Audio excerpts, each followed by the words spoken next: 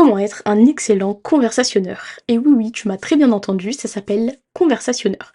Dans le livre de Dale Carnegie, How to Make Friends and Influence People, donc comment se faire des amis et influencer les gens, il y a un chapitre entier sur le fait d'être un bon conversationalist, donc le fait de savoir faire la conversation et que les gens kiffent tout simplement parler avec toi. Dans cette vidéo, je vais t'apprendre comment améliorer ton éloquence, mieux parler, et enfin, arrêter de bégayer et d'avoir du mal à poser des mots sur tes pensées et arrêter de te sentir à chaque fois vidé lorsque tu parles avec des gens parce que t'as l'impression que soit t'as pas dit ce que tu pensais, soit tu l'as mal dit, soit t'as trop parlé et qu'à la fin tu te sens un petit peu dépassé, tu te dis non mais c'est pas possible, pourquoi moi j'arrive pas à parler comme cette personne, pourquoi cette personne elle a toujours les bons mots, comment est-ce qu'elle fait pour que ce soit si clair, moi j'aimerais bien parler comme ça, etc. Donc on est parti. Bienvenue à toutes et à tous, tu es sur la chaîne de Cyrine Jeff. Donc sur ma chaîne, ici, je t'apprends tout ce que moi-même j'apprends. J'essaie de t'expliquer comment devenir une meilleure personne, la meilleure version de toi-même. N'oublie pas de mettre un like parce que ça m'aide énormément avec l'algorithme. Je mets énormément de travail dans ces vidéos. Donc si tu peux me soutenir de cette manière, ça me ferait super plaisir. Et n'hésite pas à mettre un commentaire pour donner ton avis ou donner des tips dans le même temps. J'arrête de blablater et on est parti pour le sujet. Déjà, la première chose à faire quand tu veux mieux t'exprimer, c'est de te poser la question pourquoi. Pourquoi est-ce que je veux mieux m'exprimer? Dans quelles circonstances? Mais avoir un pourquoi profond. Est-ce que je veux mieux m'exprimer parce que dans le groupe dans lequel je me situe, on ne me prend pas au sérieux? Est-ce que je veux mieux m'exprimer parce que j'ai envie d'avoir une image différente? J'ai envie que les gens me voient différemment, j'ai envie de me voir moi-même différemment? Est-ce que j'ai envie de mieux m'exprimer pour être plus populaire? Est-ce que j'ai envie de prouver aux gens quelque chose? Est-ce que j'ai envie de vraiment bien parler pour donner un air de supériorité ou pour me sentir supérieur, pour être arrogant ou quoi que ce soit? C'est vraiment important que tu te poses la question, est-ce que je veux mieux parler pour moi ou est-ce que je veux mieux parler pour les autres? Parce que ça va être très différent. La façon dont tu vas apprendre ces choses, c'est toujours mieux de s'améliorer en tant que personne quand c'est sincèrement pour soi. Une autre question que tu dois te poser, c'est qu'est-ce qui m'empêche déjà de parler clairement? Pourquoi est-ce que là, tout de suite, tu trouves que tu n'arrives pas à parler? Est-ce que c'est parce que tu bégayes? Si tu bégayes, pourquoi est-ce que tu bégayes? Est-ce que c'est parce que tu parles rapidement? Pourquoi est-ce que tu parles rapidement? Évidemment, dans la vidéo, je vais te donner des exercices, des tips qui ont fait que, personnellement, j'ai amélioré ma façon de m'exprimer. Si tu regardes mes vidéos d'il y a un an et mes vidéos de maintenant, il y a déjà des améliorations. Donc, demande-toi pourquoi est-ce que là, tout de suite, je n'y arrive pas. C'est quoi qui me bloque? Par exemple, si tu veux mieux parler juste pour pouvoir meubler les conversations, ça va être différent de si tu veux mieux parler pour faire du networking et connecter avec les gens. Si tu veux mieux parler pour gérer plus de meufs ou plus de gars, ça va être différent de si tu veux mieux parler pour préparer un concours d'éloquence ou pour être sélectionné lors de tes entretiens. Maintenant, c'est moi qui vais te répondre pourquoi est-ce que tu devrais avoir envie d'être plus éloquent. La première des choses, c'est pour avoir plus d'opportunités. Le fait est que le monde est méchant. Si tu parles mal, que tu utilises les mauvais mots, que tu fais des fautes d'orthographe, malheureusement, en plus ces derniers temps, j'ai remarqué que j'en faisais et ça commence à m'énerver. Et que tout simplement, tu renvoies pas une image de quelqu'un qui sait s'exprimer, qui a des raisonnements structurés, on va pas te prendre au sérieux. C'est-à-dire que si on te met dans un groupe de personnes super haut placées, super intéressantes, qui peuvent vraiment mettre ton potentiel en avant, et que toi t'es incapable de t'exprimer et de dire écoutez, moi je veux ci, moi je veux ça, moi j'ai fait ci, moi j'ai fait ça, j'aspire à ci, j'aspire à ça, avec des mots quand même qui signifient quelque chose, en utilisant de belles tournures de phrases, en montrant que oui, t'es une personne qui a de la réflexion, tu peux en avoir sans savoir t'exprimer d'ailleurs, ça c'est ça qui est dommage, et c'est pour ça que cette vidéo va t'être très utile. Ça peut t'aider à passer devant énormément de gens, juste le fait de savoir parler correctement parce que tu renvoies une image de personne plus sérieuse, plus mature, qui fait attention, et comme je l'ai dit, qui a une belle réflexion. Ensuite, ça offre plus de clarté, que ce soit pour toi ou pour les autres. Quand tu fais sentir aux gens que ce que tu penses est structuré, eh ben, tu donnes envie aux autres de t'écouter, t'as plus de crédit, plus de légitimité, et c'est là où t'as déjà un statut qui est mieux. Ensuite, ça t'offre plus de clarté. Quand les gens comprennent ce que tu dis, encore une fois, tu prends en crédit, tu prends en légitimité, on te prend au sérieux. Tout simplement parce que t'as une idée et t'arrives à poser des mots dessus. Tu vas pas à droite, tu vas pas à gauche, tu bégayes pas, tu commences pas à réfléchir le truc, tu parles pas trop, tu commences pas à parler super vite, t'articules et les gens te comprennent. Et quand on te comprend, on ressent quoi? De la sécurité. Et la sécurité, c'est un basic instinct, c'est un besoin naturel chez l'être humain. Si t'arrives à faire ressentir une certaine sécurité et un certain sérieux aux gens juste en parlant, tu viens déjà de conquérir leur cœur.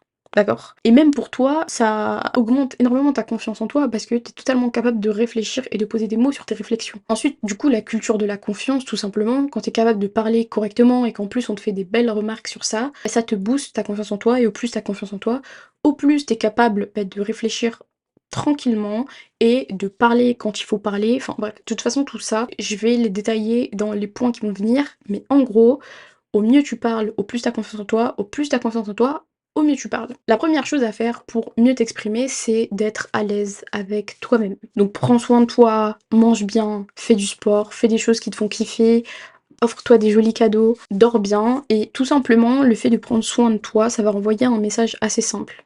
Le message de je m'aime, je fais attention à moi, je vaux le coup, je vaux le temps, je vaux l'énergie et je vaux l'argent. Donc en fait, j'ai confiance.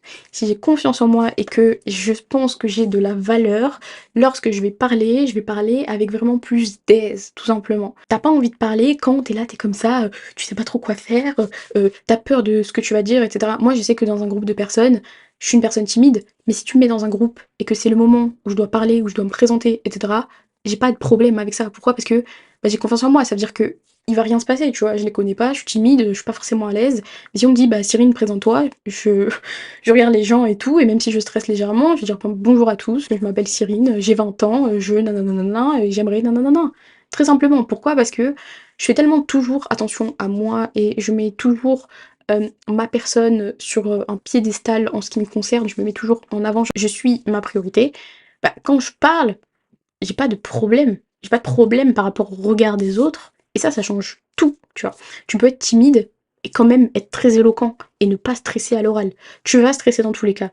Mais il y a une différence entre être stressé et être incapable de parler. Je me rappelle qu'au lycée, je me rappelle, j'étais en première et on était en philo et on devait faire des débats avec des gens, on était tirés au sort. J'étais nouvelle dans mon lycée. C'était à mon tour de parler et du coup je me lève, je devais parler et il y a rien qui sortait. Je me suis effondrée en larmes, effondrée en larmes. Pourquoi? Parce qu'à ce moment-là, j'étais mais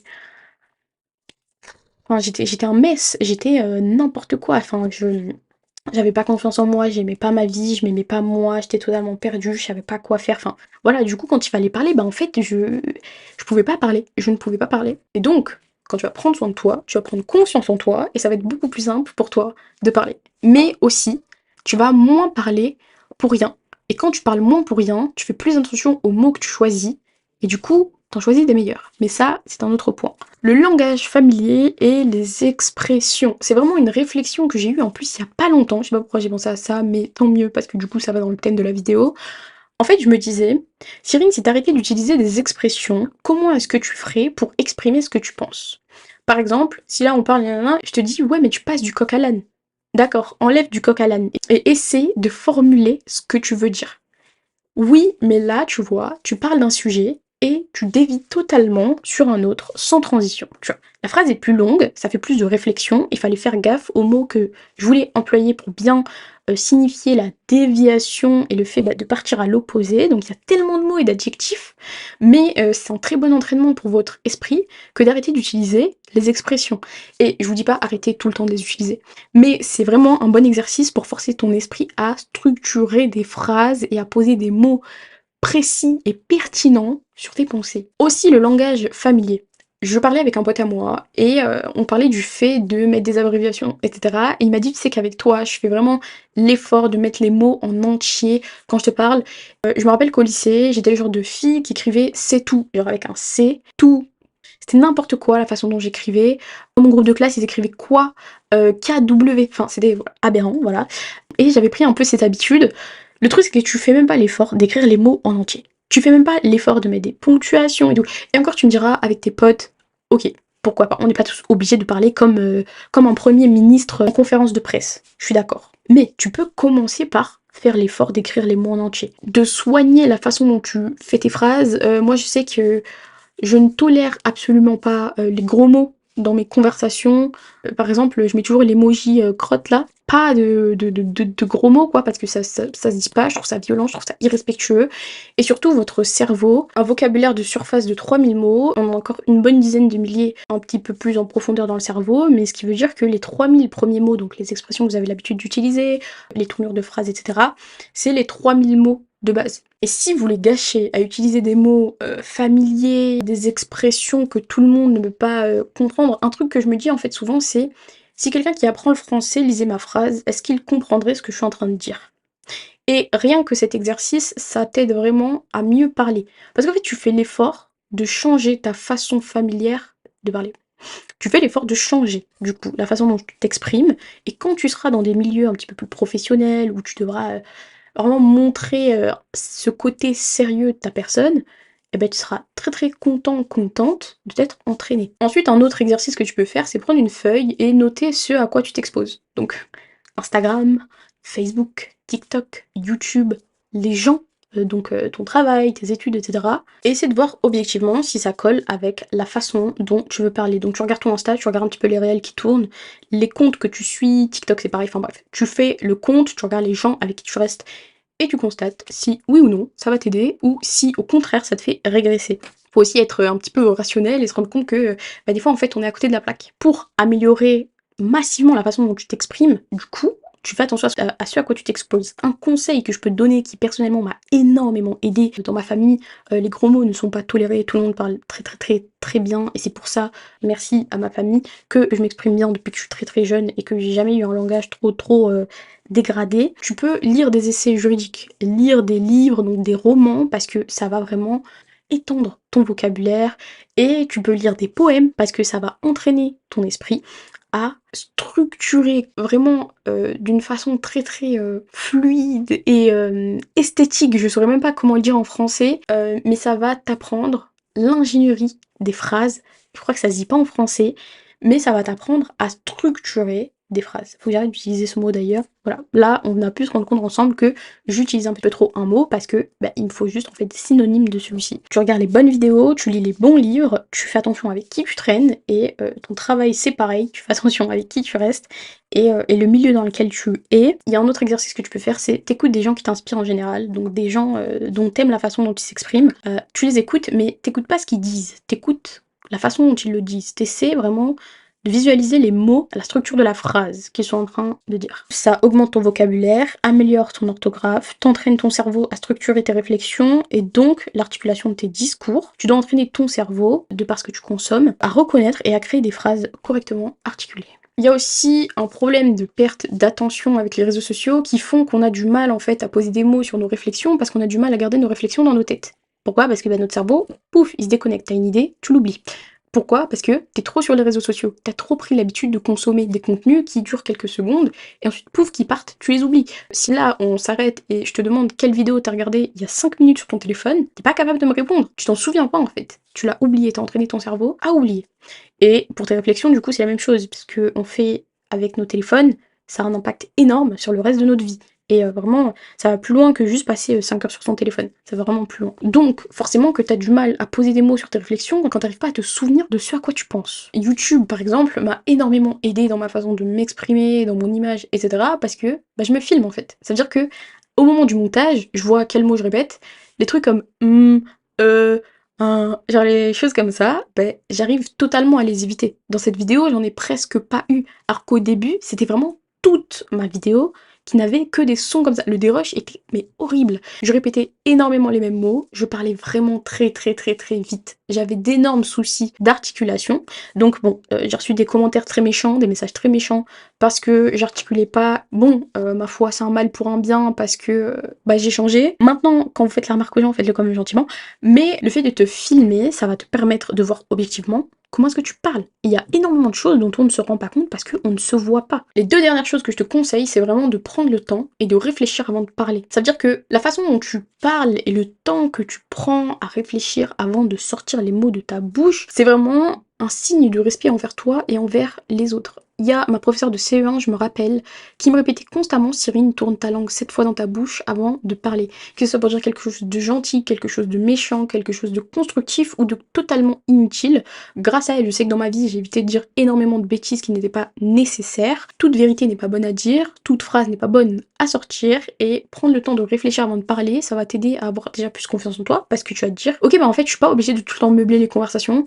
Ok, là, j'ai pas besoin de parler. La personne, elle me dit des choses, je suis pas obligée de lui répondre et de faire tout un discours. Je peux lui répondre une phrase, je peux lui répondre un mot, ou lui dire: écoute, là, tout de suite, j'ai rien à te répondre, genre, tout simplement.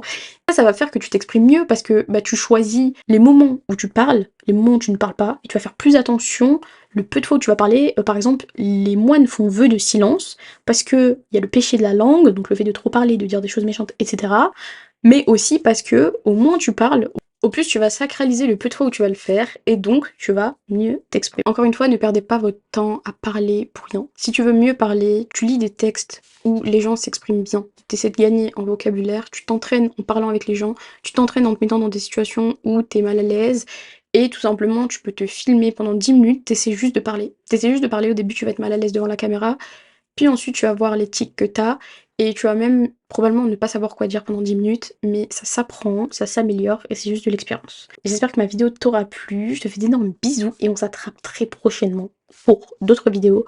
D'ailleurs, n'oublie pas de t'abonner, hein, et je te laisse avec d'autres vidéos si jamais t'as envie. Premier lien dans la description.